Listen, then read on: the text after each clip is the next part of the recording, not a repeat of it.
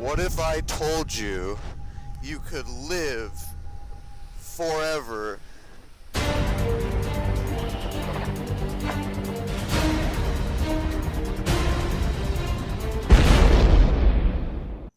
Now, before you get all freaked out that the dead are coming back to life, let me tell you what I'm talking about. Ice, frost, cold. All these things have to do with the field of cryonics. Now, you may be asking yourself, what is cryonics? Well, let me tell you. Cryonics is the low temperature preservation of people who just can't be sustained with contemporary medicine, with hopes of full resuscitation and restoration in the far future. Now, cryonics branches off of cryogenics. But wait, what is cryogenics? Let me tell you that too. Cryogenics is the study of the production and behavior of materials at very low temperatures, much like this ice cream right here. Now, it is not well defined where on the temperature scale refrigeration ends and cryogenics begins. But scientists do assume a gas to be cryogenic if it can be liquefied at a temperature of or below negative 150 degrees Celsius.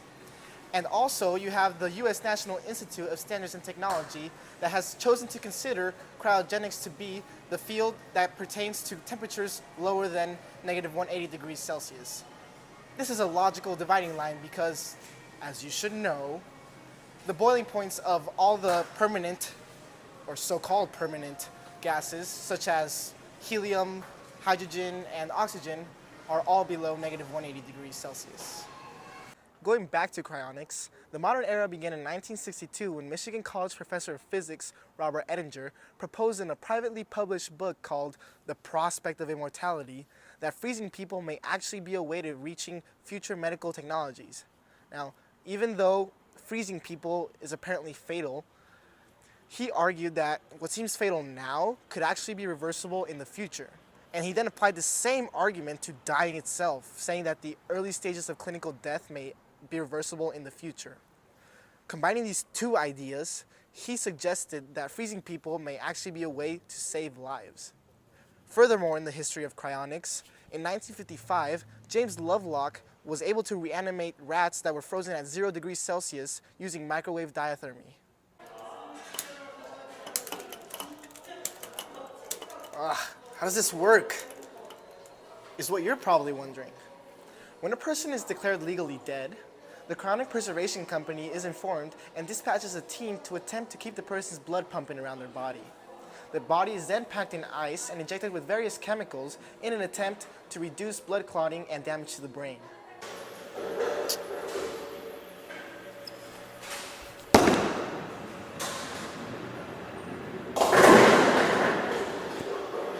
When the body reaches the cryonics facility, it is cooled to just above water's freezing point, and the blood is removed and replaced with an organ-preserving solution.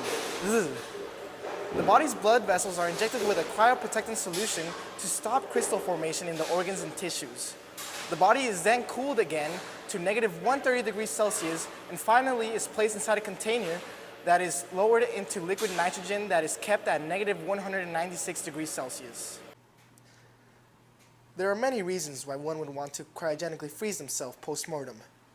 We sat down with someone who's about to die from a broken heart and asked him a few questions. Okay. Please don't look at the camera. Please look at me. Can you confirm your name? Yes, I can. My name is Ryan Wilson. Age? 16. Okay. I'm just going to ask you a few questions. Please be as honest as you can and as detailed as you can. You got that? Yes. Okay. Are you in a relationship right now? No.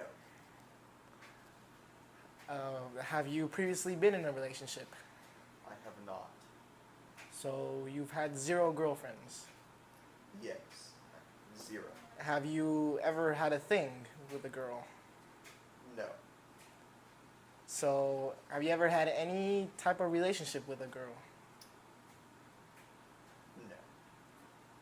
No. That's awkward. Have you ever touched a girl, like in the hand? Nothing. One, yes. Your mom doesn't count. Not my mom. No, not my mom. Your sister doesn't count either. Not my sister. Okay. Well, have. Okay. Let's start over. On a scale of 1 to 10, how satisfied would you say you are with your dating life? 0. That was not on the scale, but it's. If I told you you could have a second chance at finding true love, would you take it? Yes. Yes, I would. Had Mr. Wilson known about cryonics, he could have decided to freeze himself after his heart broke, and he could have come back years later when the technology to unfreeze him and bring him back to life was developed, and he could have had a second chance at finding his true love. Isn't freezing great? This all sounds too good to be true, right? Well, that's because it is. There are many barriers to this cryonic process. First of all, the procedure costs $46,000. Not just anyone can afford this. Second, with our technology today, cryopreservation of humans is not reversible. So, people are basically frozen, waiting indefinitely for some hero to come and unfreeze them and bring them back to life. That does not sound pleasant for many.